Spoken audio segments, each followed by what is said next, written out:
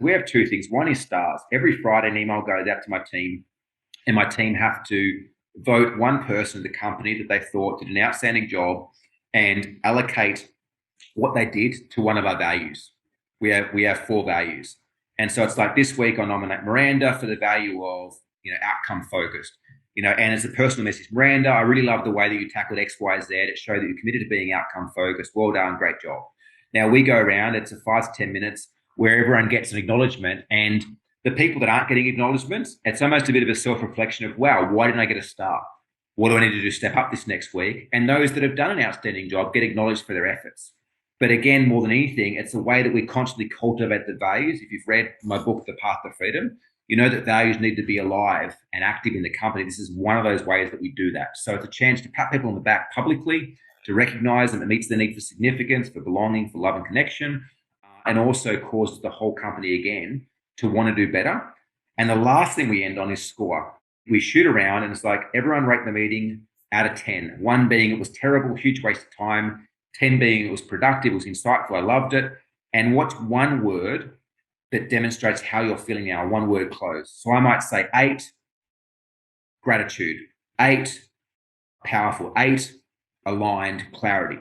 Yeah, and then we total them up and we add actually an average score, and we record that every week. And that's really exciting because that overall gives us a track of really how we're performing and how the culture and how we're moving, how aligned the team is.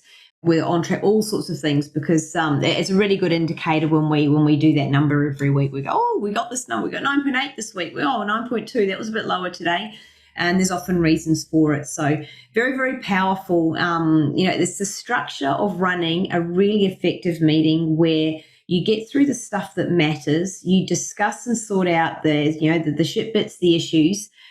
You're tracking towards your projects, tracking towards your goals, your rocks. And you're checking in and not measuring, I suppose, but getting a gauge or a measure on how your people are. Yeah. And connecting them around that common goal and why you're there. It's how we head towards our vision and mission in our business. It's how we keep our values alive, and it's how we create the change that we want to head towards our goals. Yeah, we've distilled this process over the last 6 years, and it's pretty solid. It's not the way that I run a daily toolbox meeting with the team. There is some elements that I'd pull into that, but this is more so the structure for a weekly all hands meeting. If someone scores, quite a low score in the meeting, you might ask them to give a reason publicly, like, hey, Miranda, why'd you score us at 5? Yeah. Right. And it's something that maybe you overlooked. But again, we find this allows your team to feel aligned, feel heard, to belong, while also moving your company forwards. And I guess the last part is consistency.